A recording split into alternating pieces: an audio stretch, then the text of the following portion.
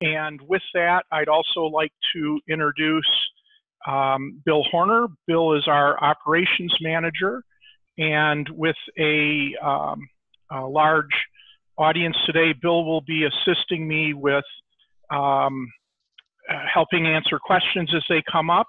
If you do have questions, we would suggest that you type them in through the Q&A box that you have there.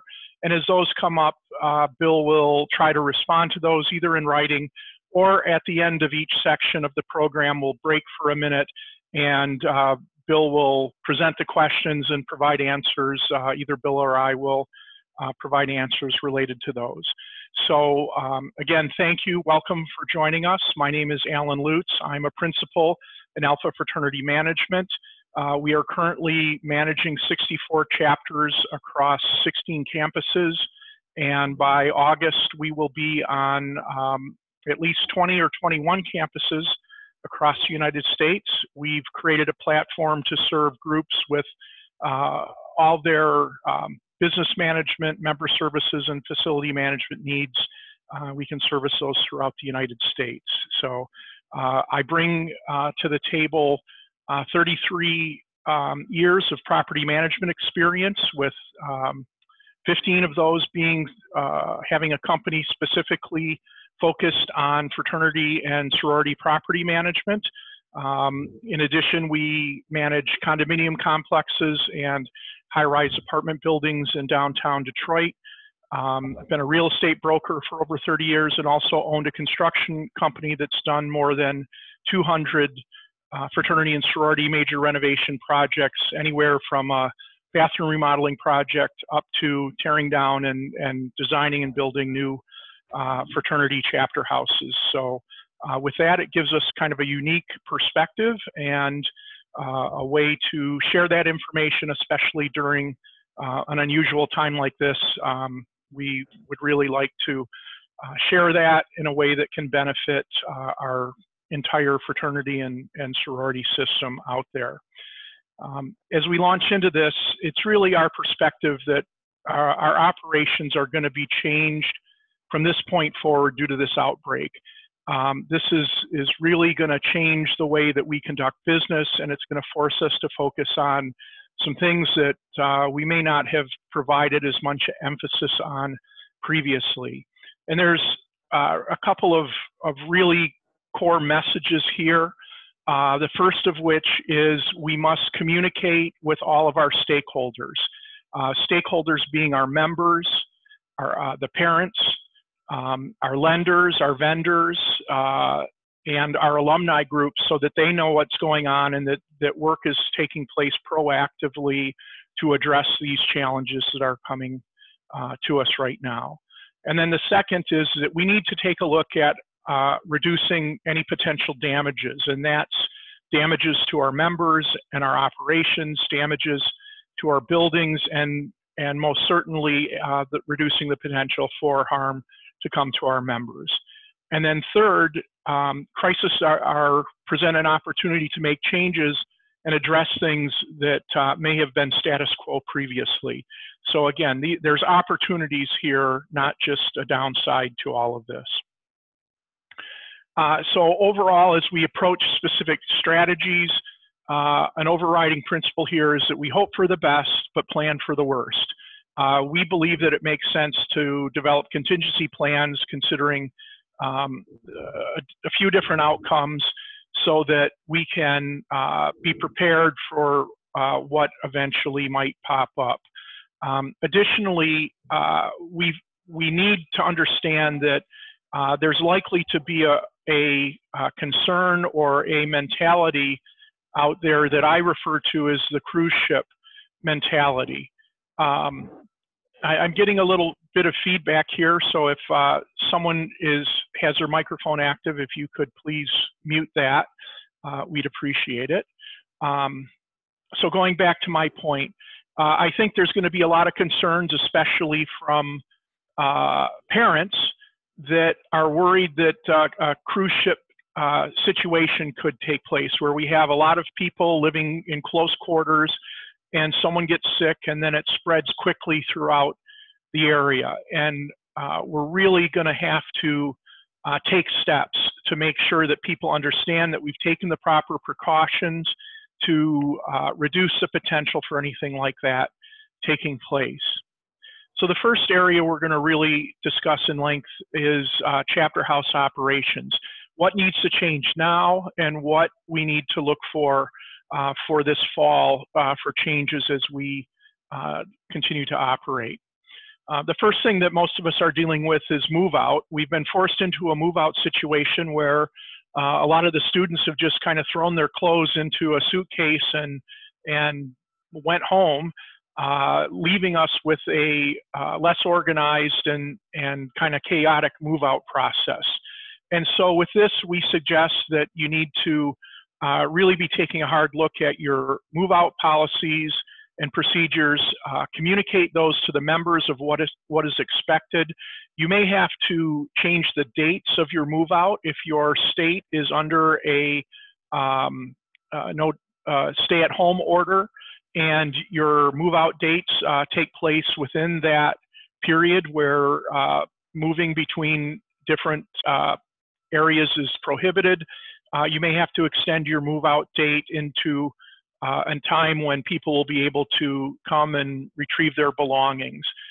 We would also suggest that there be some sort of move out schedule for which people would sign up for a specific time, let's say in 1 hour blocks or something like that over a period of a few days, so that a member and their family can come and retrieve their belongings, retrieve their furniture or so forth, and do it in a way that isn't going to put them in a lot of contact with other members or people from the outside.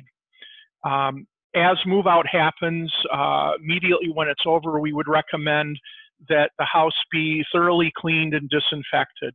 As always, we would want to dispose of food and waste as soon as possible. And then this year, it's also likely that we're going to have larger problems with furniture removal and large amounts of debris that is left behind. For those situations, you may want to order a roll-off container so that members can dispose of that as they exit the property.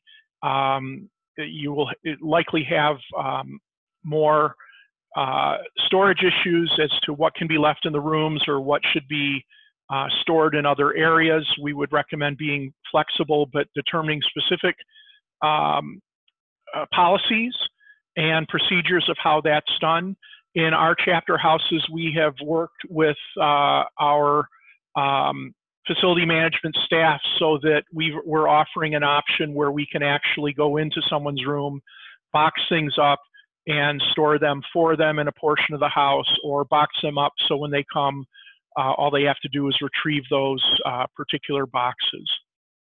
We're also very concerned that as these houses become vacant and as there is an increased financial need for the general population, that fraternity and sorority houses can become targets for theft and vandalism and other sorts of things. So we would suggest that you really make sure that your security is tight on the house, making sure all the doors and windows are thoroughly locked, perhaps adding some extra measures, perhaps adding a simple alarm system.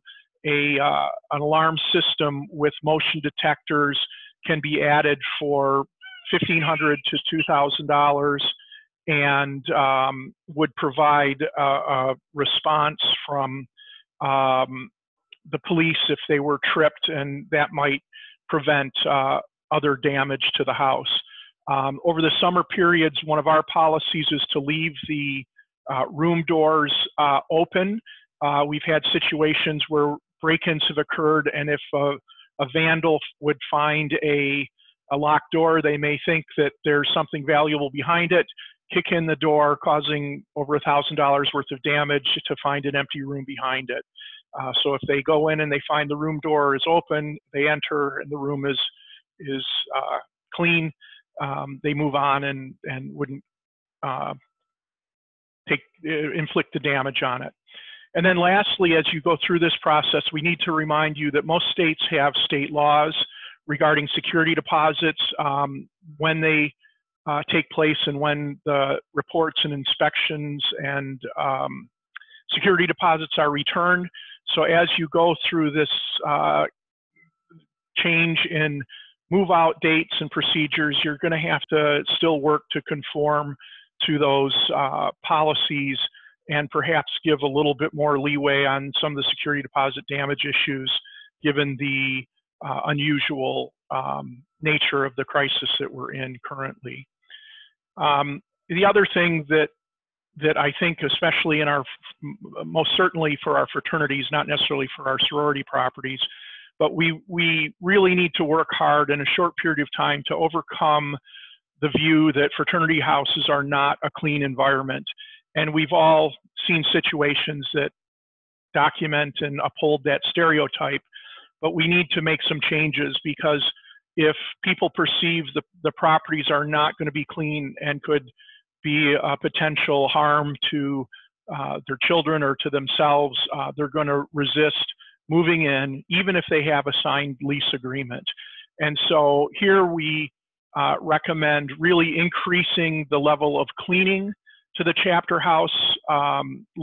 We would recommend at a very minimum professional cleaning once a week, and with that cleaning, adding to that regime, cleaning regime, things like wiping down and disinfecting all the doorknobs, railings, any of the high touch points of the house, additional disinfecting of tables and chairs in study areas and dining halls and such. And then it's also important to look at your cleaning specifications and make sure that cleaning is actually being conducted properly using the chemicals that are known to be disinfectants and to have an impact on viruses. And especially if our young people, our members and our students are doing this cleaning, they may not know the proper protocols to do this. And it's very important to understand that this is a two-step operation where cleaning takes place first, and then that's followed by a disinfection treatment. Cleaning and disinfecting at the same time is not as effective and many times is largely ineffective. So making sure the cleaning staff or the members, if they're doing their own cleaning, are undertaking this properly is important. So there's some education that needs to take place, or you need to have a sit down with your cleaning contractors or cleaning staff and take a hard look at what products they're using and how they're going about it, write down some new procedures so that gets done in the proper manner.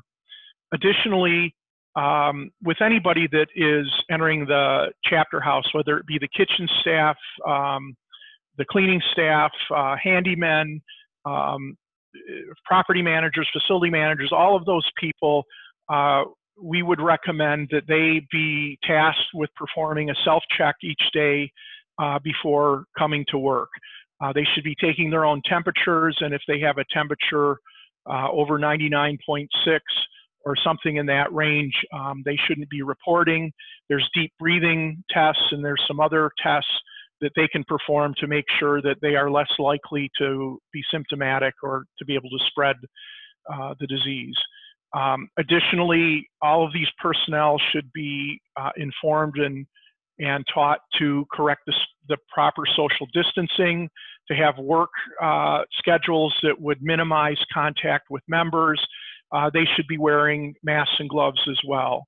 In addition to that, we're recommending that hand hygiene stations be installed near every entrance to the building, as well as in the dining area and by each of the bathrooms. You can't overdo the hand hygiene issues that seem to be a common cause for the spread of these diseases. So these sorts of hand hygiene stations, and we are finding now that you can purchase, especially if you are ordering it from a commercial cleaning supply house, you can purchase the gel, the hand sanitizing gels, these stations and that sort of thing. They are now becoming available, and they should certainly be available by the fall. The other thing that we're highly recommending is a full house decontamination process at least once a week. And this is a process where someone comes through wearing a backpack sprayer with electrostatic spraying gun on it and uses it to apply a disinfectant. The product that we have targeted as having the best promise for this has a base chemical that's called chlorine dioxide. This is a food-safe chemical. This is widely used and has been extensively utilized for decades, proven to be food safe, proven to be safe to the touch and not having other health hazards, and it tends to disinfect on contact. This is a process in which one staff person that has a reasonable amount of training can apply this chemical throughout, let's say, a 12 to 15,000 square foot chapter house in 3 to 4 hours. So it's very fast. The chemicals are cost effective. So for somewhere between $250 and $400 per week, the entire house could be decontaminated with this chlorine dioxide based treatment. And it's our intention that on every campus where we're operating a full service program that we will have staff available to apply these decontamination processes. And then, as mentioned before, communicate this. This really needs to be shared early and frequently with the parents and members, the sorts of steps that you're doing to keep the chapter house sanitary. There will also need to be changes at the food service level. And again, this is the time we would suggest that you be sitting down and discussing the plans and procedures with your food service provider, whether that be a catering service or a kitchen staff that you employ directly.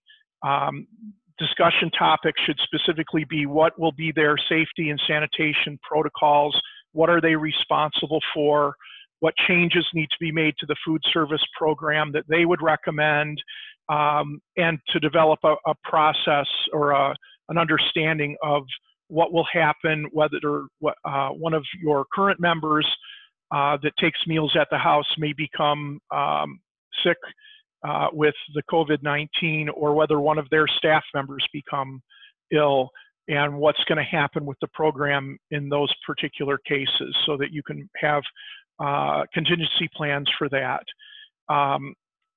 As part of this discussion, we would also recommend making sure that the kitchen staff have all received the Serve Safe training.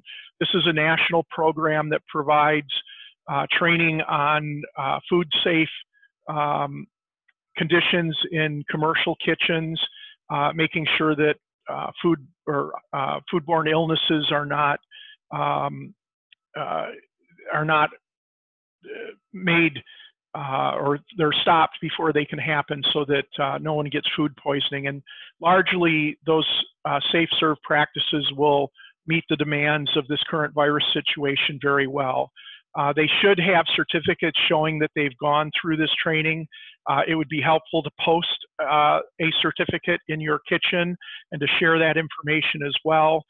Beyond that, the food service staff should be regularly cleaning and disinfecting the kitchen and dining areas. Again, going above and beyond what's typically done with disinfecting tables and chairs, the drink and beverage machines, all of those sorts of things.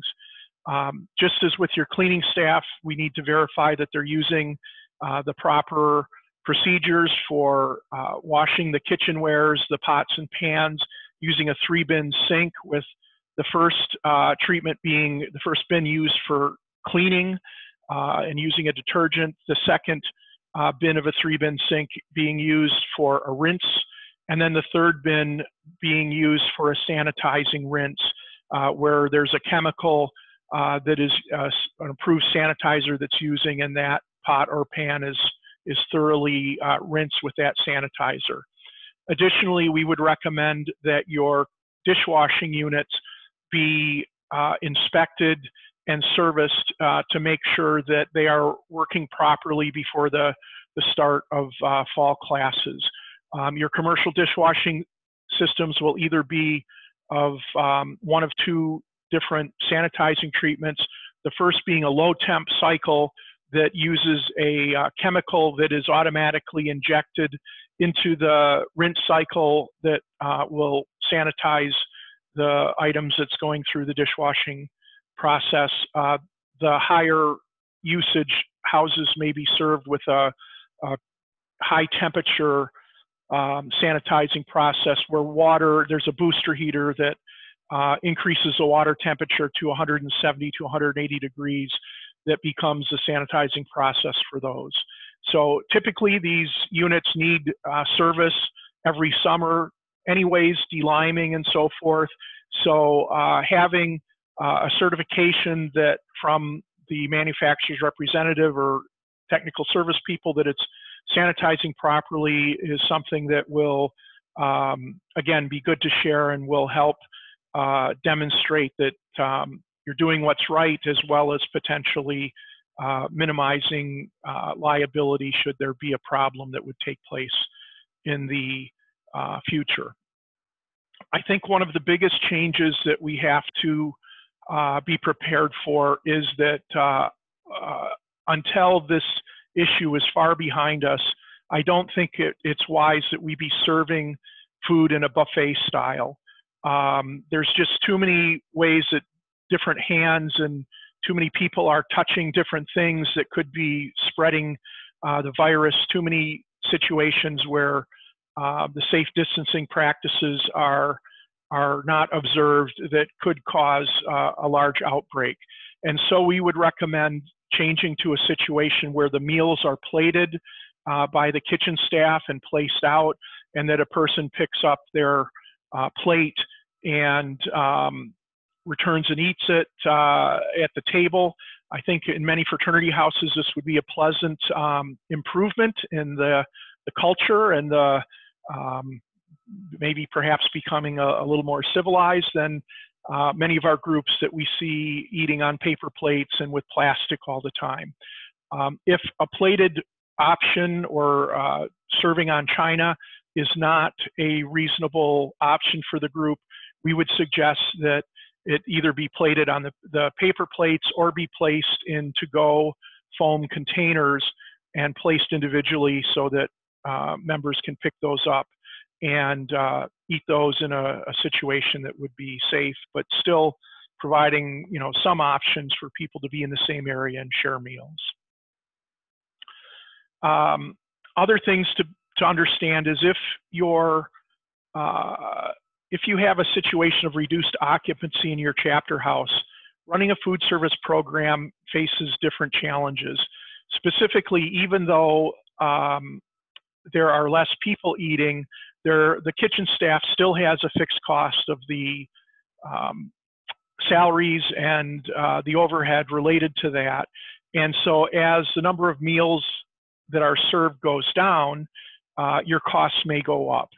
And it may get to a point where you need to look for creative solutions with sharing meals with another group that's maybe located close by, evaluating the food service process with your members to make sure that it is still financially viable. Or beyond that, this may be a time where you find that the parents and the members would desire that there be enhanced meal service options, maybe serving breakfast, lunch, and dinner 6 days a week or something like that, especially if you do a good job of communicating the processes that will be done to make sure the food service program and the chapter house is sanitary.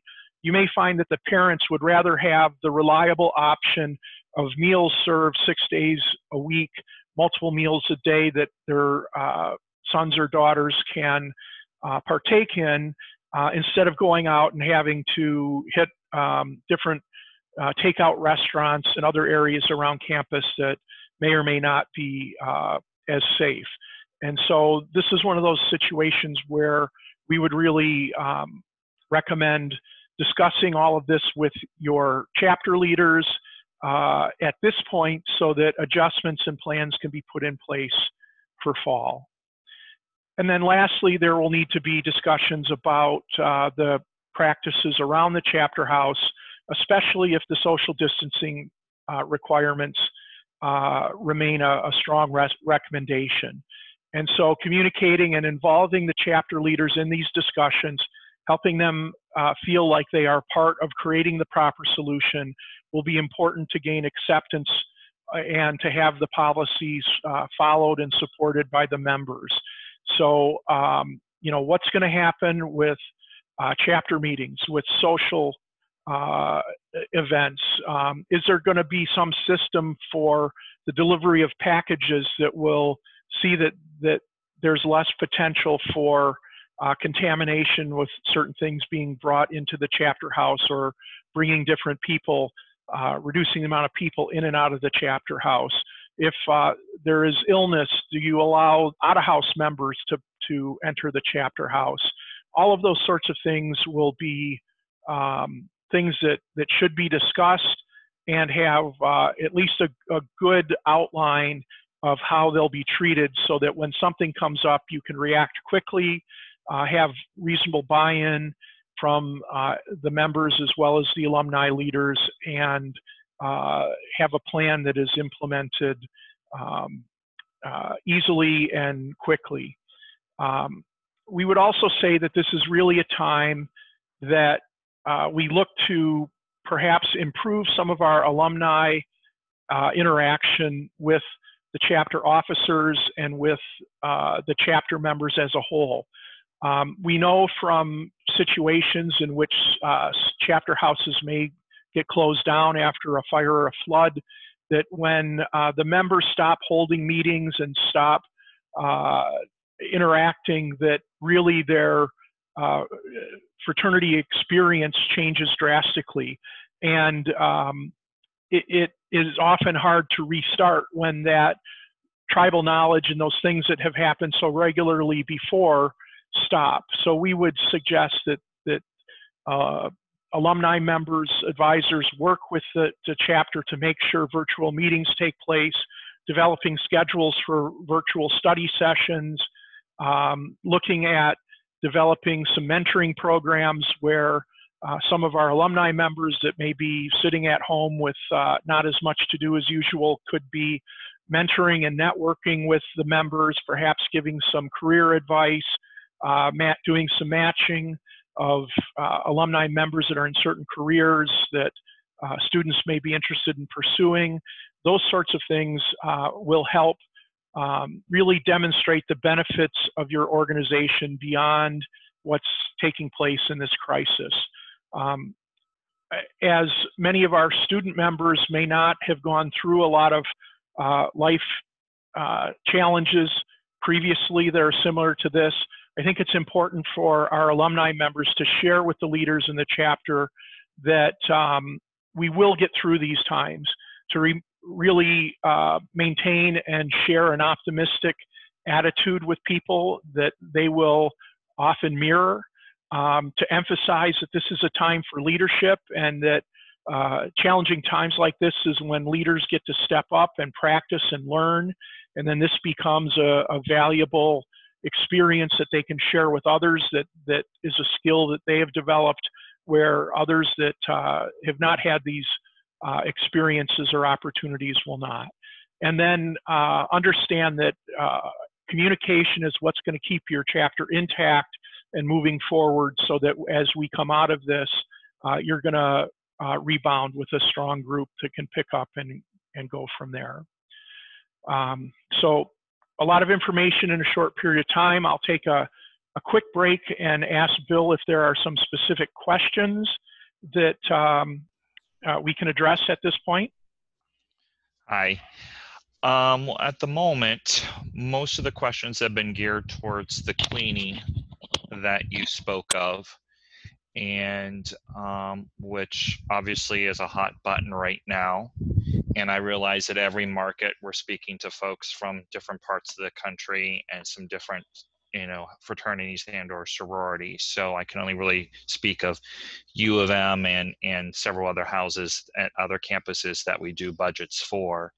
But for basic cleaning, similar much to what Allan was speaking to, other than the spray scenario where that would really be only a one-time situation that we're going to ask our clients if they'd like to do here later in the summer before the kids move back and for the members move back.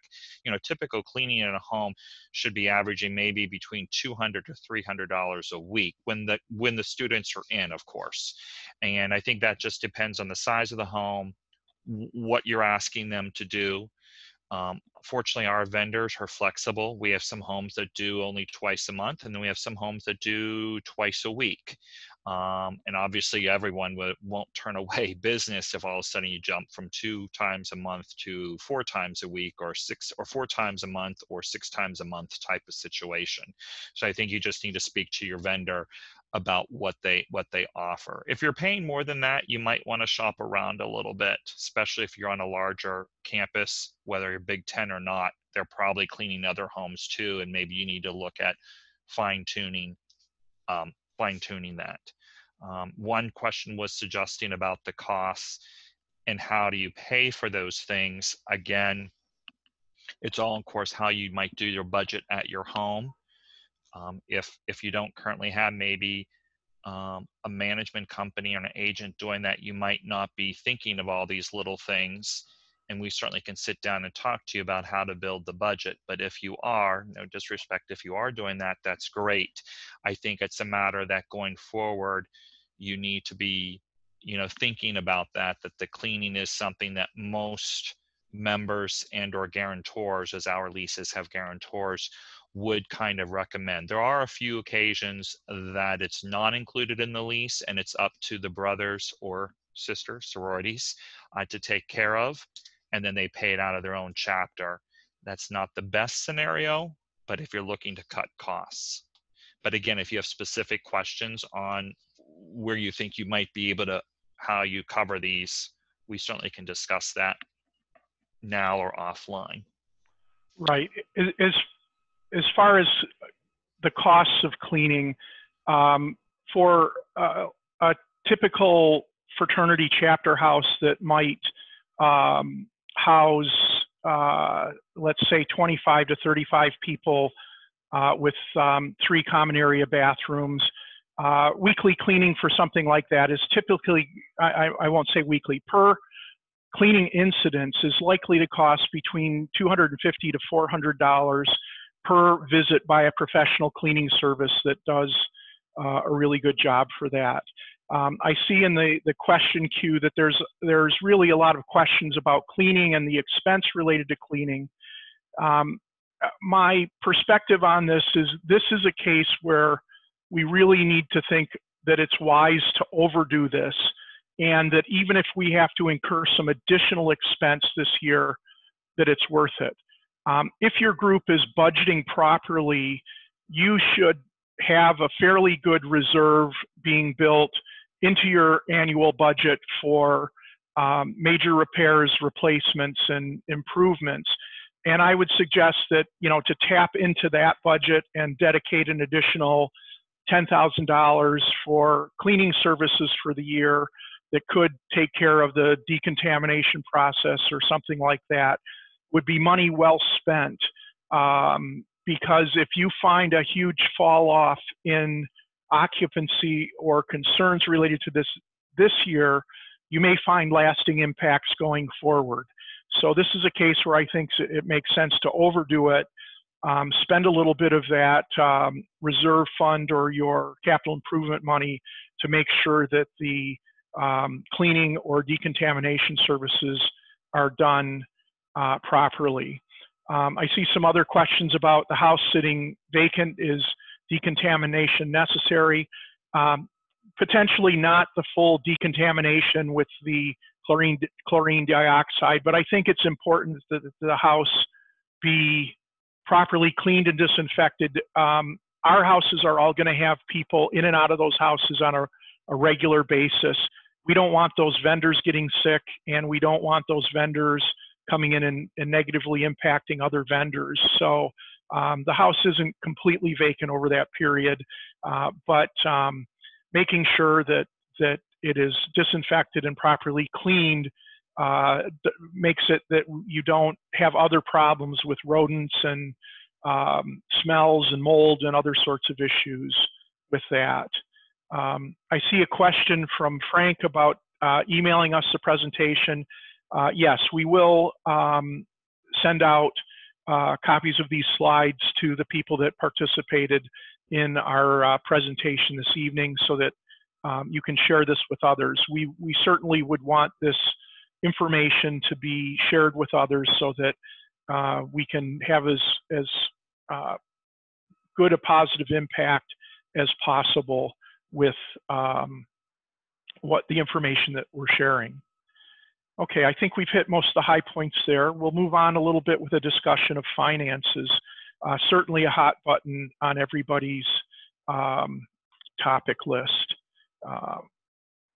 So let me, one of the first questions that we have gotten from most groups is, we've seen universities that have given rebates on dormitory fees or other sorts of things where people feel that because they aren't occupying the chapter house that they shouldn't have to pay rent for it. Pretty much across the board, all of our clients, and we discuss this individually with each house corporation or each client on what direction they wish to take with it. And across the board, groups have decided that in general, they would not be refunding rent for the months that were vacant. The chapter houses rely on that income in order to fund its programs and to continue to provide that as an opportunity for future members of the fraternities or sororities. And we've also found very little cases as far as non-Greek campus landlords that they are not rebating rent or those sorts of things. We have seen a few cases where landlords will work out payment plans or defer rent. We're working out payment plans with families that have been impacted negatively, allowing them to sign an agreement that they will, make the payments after this crisis is over and they're able to get back to their paying jobs. Those sorts of things are wise. If you do decide to give some sort of credits, we do see credits being given for food service where the number of meals has been stopped or greatly reduced. People will receive a credit for that. We've also seen chapter dues being deferred or reduced. And for those areas, it's our recommendation that those fees be applied, instead of giving a cash payment back to the member, that they be applied towards future charges on their account, because that cash is likely to become very useful. When you're dealing with members, understand that they may be going through hardships, and so it's important to show empathy, still communicate that there is a need, that the chapter house has to be supported, and as I mentioned earlier, work out a payment plan, waive the late fees, agree that you won't take collection or legal action if they sign a payment agreement, a written payment agreement now, and then be strategic about how you would undertake collections in the future.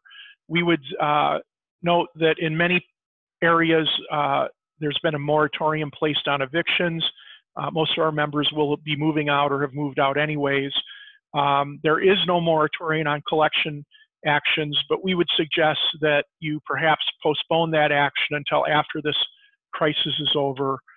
Most of our budgets can handle a 3 or 4 month delay and allow people to react to this before we would start placing them with a national collections agency. And certainly before doing that, there would be several attempts to communicate and work out payment options that would be manageable for them. Future leases, we certainly hear from a number of parents and students that are concerned about signing a lease for the fall when they don't know that classes will be back in session as far as in-person campuses. But we would suggest that you continue to work towards lease signings. For a few of our clients that didn't start the lease signing process until after the change of this semester, They've had some delays in signing leases, but we're still seeing leases signed regularly every day. And this becomes a time when you really need to communicate the competitive advantages of what it is to live in the chapter house and the changes you've made to make the chapter house safe. If it's required, you may wish to order some sort of lease contingency that could be added to your lease document that might say that if in-person classes are not offered in the fall, that the starting dates of the lease would be postponed until the date that they would start the second semester, and that rent would be adjusted accordingly. We wouldn't suggest that there be a clause that would state that the lease should be terminated. We would suggest that it be postponed or deferred as far as the starting date, so that if classes are reenacted for the January semester, that you would still have members that could live in the chapter house. There's certainly a lot of debate right now about will there be classes for the fall.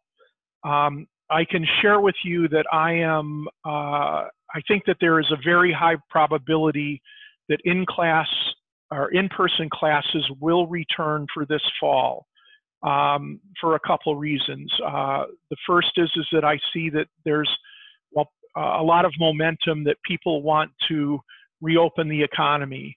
And while that has to be balanced with managing the safety and preventing a recurrence or a new outbreak of the COVID-19 situation, there is just a groundswell of support that we need to manage that risk and temper that risk with also allowing people to get back to work and earn a living. I also think that our universities are facing a situation of declining enrollment and other factors that was challenging them financially even before this crisis. And if in-person classes don't reopen in the fall, it could be catastrophic for many universities. So in my opinion, there's a very good probability that we will have that. That's not to say that there couldn't be occasional campuses where there is a strong outbreak that might cause a limited amount of campuses to still remain closed. But by and large, I think for many areas, there's a really good chance that our chapter houses will be open in the fall. Nevertheless, we recommend financially looking at all the contingencies. We would suggest reworking your budget and looking at the numbers, assuming that you could have a 25% reduction in occupancy. Even if you have signed leases that would fill your chapter house, we suspect that there may be occasions where parents are going to share that are not going to let their children return to campus until they feel that this is completely blown over and it's safe. They may be telling their son or daughter that they should remain home for another semester and take online classes. I'm not sure how well that'll go over with the fraternity and sorority members. I think they'll want to be back at campus. But nevertheless, I think that we're going to see some loss of revenue based upon the COVID-19 situation for the fall. And so you should be reworking your budget considering that. And then what would happen if we would see a 50% reduction in revenues? And finally, what would happen if you would have to shut down the chapter house for one or both semesters? How would that impact you? And what sort of actions would you need to take? And so I think by looking at all of these contingency plans, it becomes very obvious the sorts of steps that would need to take place. It makes sense to discuss some of these at your house corporation board levels ahead of time so that there's a level of consensus. So as things start to develop in August with move-in and that sort of thing, adjustments can be made relatively quickly to increase or decrease expenses, increase or decrease the sorts of things that will change based upon different levels of occupancy. From a financial planning standpoint, as we have run these cash flow projections for each of our clients, one thing becomes very obvious, and that's that having a strong cash reserve is a tremendous asset. And so as you go through this and develop your contingency plans, understand that cash is king. You need to make the changes now that are going to preserve your cash basis so that you're able to weather the different types of storms that may arise as different developments take place over the next year. So we would suggest that first, if you have a line of credit and there's room left on the line of credit, that you might withdraw those funds now. During the Great Recession, we saw cases where some of the banks would close lines of credit overnight because they were worried about the ability to repay. If you've already drawn and maintained those funds in an alternate bank and a checking account, you'll have access for those. And even though you may have to pay some interest on those funds, to have availability to use those, we think would be wise. You may look at canceling or reducing your summer projects, and then going through all of your expenses and determining what things can be shut down or reduced to minimize expense and preserve your cash position. As far as loans and mortgages, if your property has underlying debt, we would suggest that you start talking with your loan representatives at this point. Our experience is that it's better to be transparent and share the information and where you are in your position and what your plans are at this point. That if you're upfront now, the banks will be more forgiving and easier to work with in developing the contingency plans. We're finding that most of the banks are willing to provide somewhere between 2 and 6 months of a deferment of payments, where they will waive payments for those months, and those payments get added on to the backside of the loan amortization period, or that they may allow interest-only payments. I also know that many national fraternities have the abilities to lend. So where we found that many of the regional and national banks have stopped lending on campus student properties, right now they're not even considering those sorts of things because they're dealing with the government payment protection plan or program and EIDL loan requests. But we've been told by several different lending sources that they won't consider lending on student properties until they see the students back in and the cash flow associated with that. And then lastly, some of the states are offering their own disaster relief programs. Explore those options and what will work in that case. Prior to this weekend, we were recommending that our groups complete the economic injury disaster loan application process. That was a program that was available to 501c7, C6 organizations, which is what most of our groups are, as well as for rental properties. Unfortunately, we've seen the funding for that dry up, and we've also seen the terms for those programs change on almost a daily basis. Prior to it closing, we were seeing that the EIDL loans were only being provided or approved to companies that had employees, and they were being approved at a rate of $1,000 per employee. Because most of our properties do not have employees, that may shut us out of the situation. Nevertheless, if you read what's in the news, it would seem like our politicians are very close to providing another $350 billion of funding for these programs. It really only takes about 15 minutes to fill out one of these applications. So we would suggest that if this reopens, that you fill out the applications, provide your information, and you might find that you may gain some access to these funds at some point in the future. The other thing that we would share is that a crisis is a good time to go out with a real message of need to your alumni group. Just because we're in a challenging period doesn't mean that you should not continue to request funds or undertake those fundraising efforts. So communications is key. Let the alumni know what's going on. Ask for funds to keep the chapter house afloat, or you may also consider creating a separate fund in which alumni could donate to help specific members whose families have been negatively impacted by the shutdown. And in that case, those alumni donations could be used for scholarship purposes, but one of those main purposes would be to help pay that student's rent at the chapter house, which would again come back to be a benefit to the house corporation in generating income where it didn't have income previously. We would also suggest that if your group does not have an alumni dues program, that this would be a good time to start one. We have many clients who send out an annual letter that simply asks their alumni group to pay a set amount of dues, typically somewhere between $200 and $400 per year.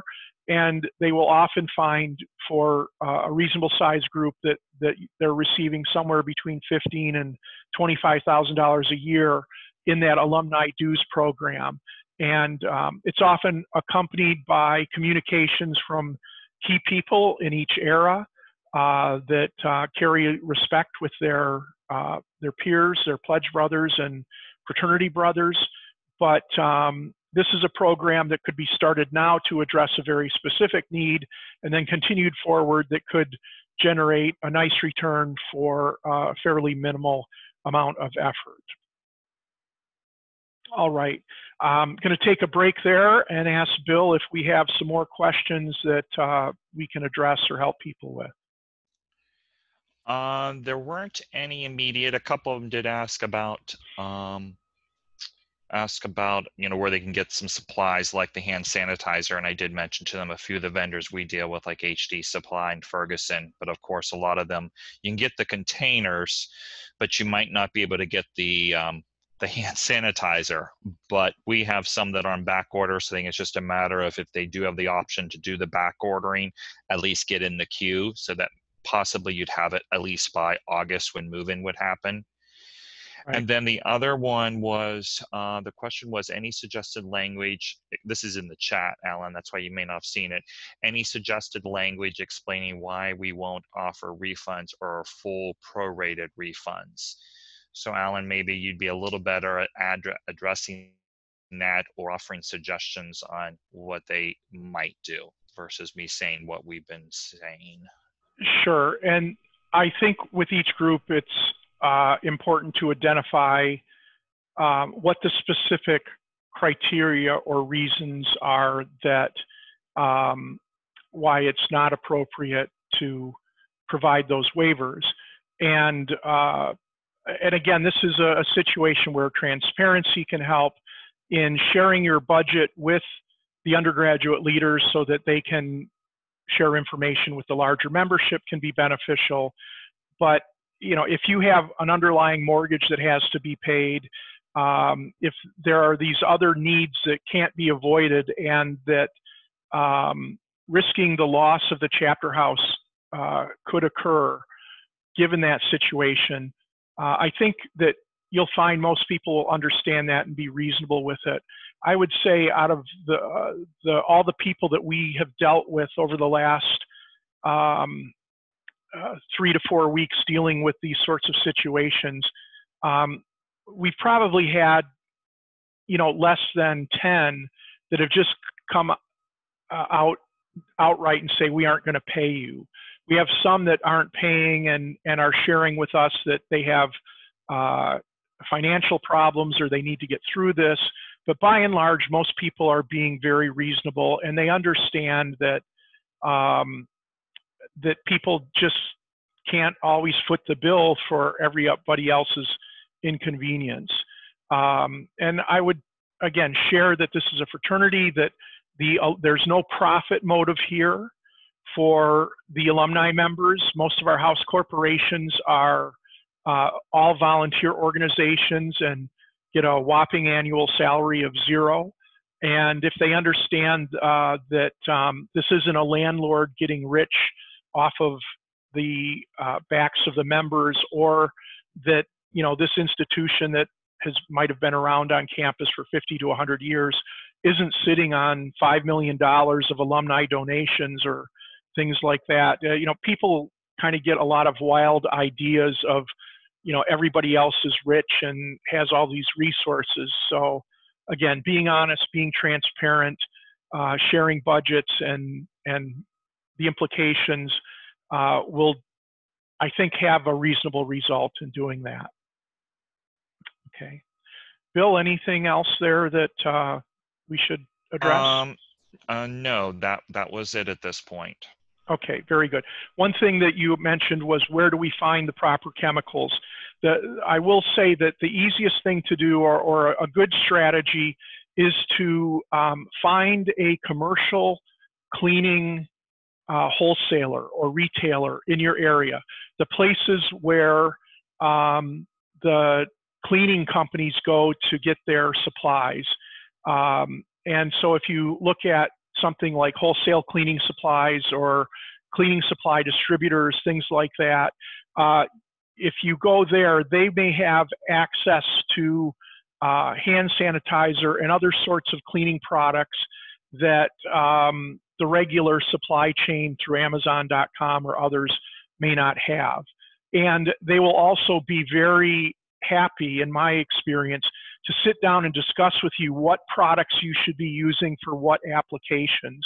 And I find that you get better quality products at less cost per use by purchasing it through a local janitorial supply than getting it at Home Depot or Amazon.com or something like that.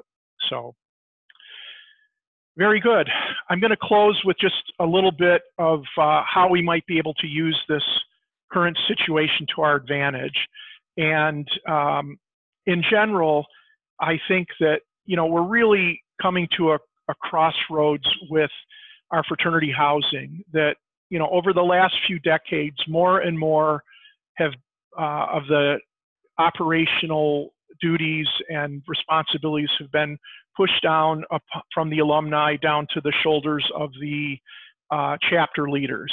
And, you know, we have a situation where we're expecting sophomores with really no training and no experience to be running a meal program that's, you know, serving several hundred meals per week and, you know, collecting $500,000 or more in dues and rent, and making decisions about how they should be cleaning the chapter house, things like that.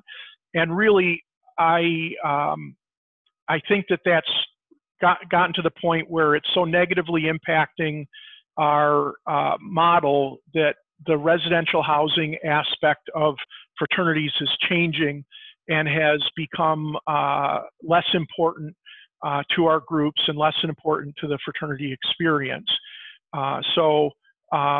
You know, we really need to look at what we need to do to move back to a positive residential housing experience for our members. And part of this just has to start with, you know, how we look at things. And as I talk to most alumni leaders that serve on house corporations, they really see their role as to rent a chapter house and keep it in good, reasonable condition for the men to live in. And I think that that is a flawed way of thinking, and that we really need to change the way we look at things and shift our focus to what a fraternity house should be, and that our role as leaders is to create a fraternity experience that takes place within the chapter house, and that experience has value that cannot be found in other places. We have advantages related to brotherhood and leadership opportunities and training, alumni contacts and career progressions and contacts and that sort of thing that they aren't going to find at other housing options. And really taking a hard look at this and looking at how do we deliver a program that not only has a good chapter house facility, but has the things happening in it that are going to make your members desire to live there. And so this is a good time to really sit down and discuss with the chapter leadership and the alumni leadership some changes that will preserve and start to move the pendulum back towards a full occupancy level and a good experience within the chapter house. So it's wise to now look at live-in policies. Are there policies that require members that pledge the fraternity to live in the chapter house? What are those policies and what happens if they're violated? We see agreements, whether it be a master lease agreement or a separate agreement between the chapter and the house corporation that guarantees a minimum amount of rent to the alumni group, whether or not all the beds in the chapter house are full. In those cases, we see chapters providing an additional parlor fee to their out-of-house members to make up for the lost rent in the empty beds. We're now seeing some organizations that are requiring their pledges to sign a 2-year lease prior to initiation. If they've already signed a lease for another property, by the time they've pledged, their 2-year obligation begins the following year. But if they have yet to sign a lease by the time they pledge, they're expected to live in the year and begin that 2-year obligation the following fall. And it then becomes a situation where the members petition to opt out and to not live in the chapter house for a second year, rather than trying to beg members to live in to fill the occupancy. We highly recommend that all of the chapter officers and key chairmanship positions be required to live in the chapter house.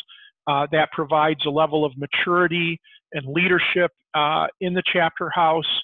And there's just a huge difference in the level of maturity and knowledge that takes place when you have juniors and seniors living in the chapter house compared to primarily sophomore experience, which is what it is in many cases today. And then, as I mentioned before, if someone has signed an agreement and decides not to live in the chapter house, there should be some sort of accountability for that. We'd also recommend that we look at, taking some lemons and making lemonade out of it, and working together to develop the sorts of programs that I discussed before. There's some very simple programs that can be done to match current chapter house members with alumni in certain careers that can spend a little bit of time together on the phone and do some mentoring. Very easy to put together workshops where alumni members can review the resumes of members that will be looking for internships, or to help with a program of distributing information on members that are looking for internships or their first positions, to share that through your alumni newsletters or separate emails and do some job matching. We work with some groups that provide housing scholarships where rent is set at a market rate. And then as students do things that are beneficial not only for themselves, but for the fraternity, such as achieving good grades, serving in leadership positions within the chapter house, serving in leadership positions on campus, or doing community philanthropic work, being in the ROTC, or playing a varsity sport or something of that nature that shows that they're developing into leaders and good citizens, they may get a rebate or a scholarship on their rent, their chapter house rent, which would be a discount. And the parents love the fact this is a benefit, that if their son or daughter is doing well in the chapter, that they are receiving discounts. It's incentivizing the members to do things that will improve the culture and the group's image on campus and the reputation, and it's leading them in a direction that makes them better leaders. And for those that just kind of sit back and want to take the ride on the fraternity, they can pay the market rates the people that are really driving the fraternity or sorority forward can receive the benefit of some discounts. So all of those programs that are listed there can generally be put together by one alumni in 10 hours or less. And those are the sorts of things that are going to differentiate your fraternity from others. And we would recommend that those be restricted to the people living in the chapter house, at least the first phase of each of those programs, so that people see the benefit as a way to get those competitive advantages that others are not able to. So in summary, we need to work together. This is a great time because of the crisis that we really take a hard look at the entire operation and how to make the changes that are going to allow it to be successful, not only dealing with this challenge, but put it in a better position to be successful for the upcoming years. That may require a little more alumni involvement and leadership, or working with some companies like Alpha Fraternity Management to take on some of those roles. We especially need to ensure that our chapters, our facilities are clean and safe, deliver great food service programs, providing the educational support that the members find so important. The number one amenity that our members communicate to us is that they want incredibly fast Wi-Fi and Ethernet internet space or internet services.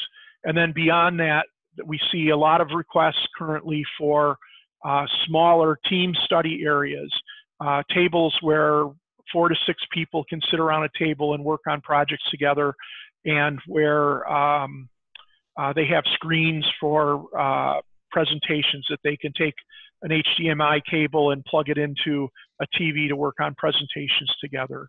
And if I can add to that, Alan, sorry to interrupt you, but on the study space, just as an example, the reality is I have one alumni house here at U of Mich that actually applied for a grant through their nationals, and all they had to do was provide a study space with X amount of desks, and I think it was 2 desks and 2 chairs, just based, I think, on the number of men living in the house. And I think they will be receiving a $10,000 grant just by offering that. So there are those things, if you've not looked into it, something to consider with your national groups, that they just may or may not have advertised it, but it is something that's always a possibility. Sure, a great comment, Bill. And beyond that, donations to the chapter house or through your national organization that are going to be dedicated or used for educational purposes, such as creating an educational space or improving the internet service, those sorts of things are considered tax deductible under the IRS rules. So that can be implemented and investigated a little bit further. And then lastly, I think a big thing is to create a plan for the capital improvements and replacements of your chapter house, to demonstrate to the members that you have a plan that incrementally the chapter house is going to continue to improve and be a place that that they can be proud of, not only when they're living in it, but in the future.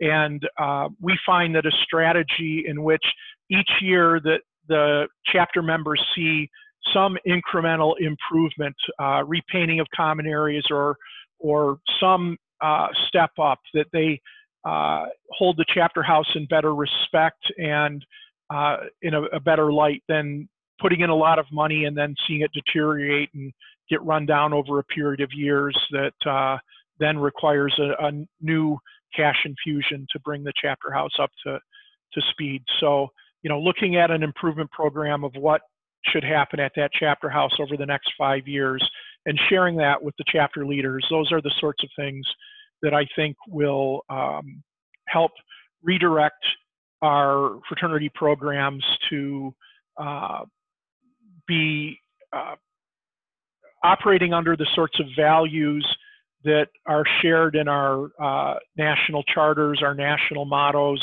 and the values that we espouse as organizations.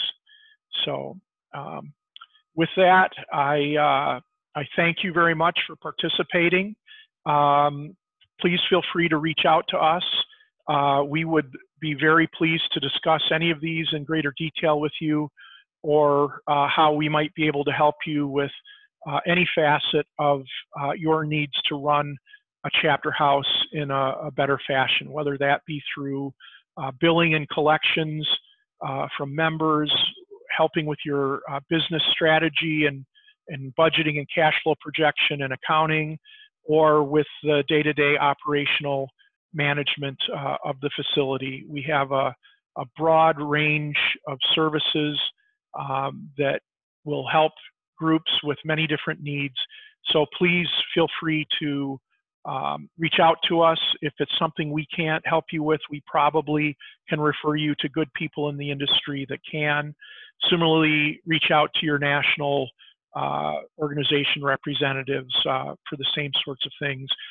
The information and the solutions are out there. It doesn't take a lot to search for it and find the people that can help you. And in closing, any last questions that people might have? Bill? No, this was just our general contact information. Of course, you can always reach us through our website at alphafraternitymgmt.com. I think at the bottom there's like contact type links, or just feel free to peruse the website and look at the pretty pictures. As well as that's where you'll find these webinars eventually will be posted. The webinars will be posted, or I just put on the question and answer board Allan's contacts, which is A. Lutes, L-U-T-E-S, at alphafraternitymgmt.com, or myself. My name again is Bill Horner. You can reach me at bhorner, that's H-O-R-N-E-R, at alphafraternitymgmt.com. And finally, our phone number, 734-997-9777, extension 110, and then we can filter through the questions or needs. So even just something general. Yep. And thanks, everyone. When we send out the slides, we'll include our contact information as well. We sincerely appreciate you taking this time out of your schedule, and we truly hope that this will in some way benefit your organizations. So thank you, everyone. Have a wonderful night. Thanks. Bye. Bye-bye.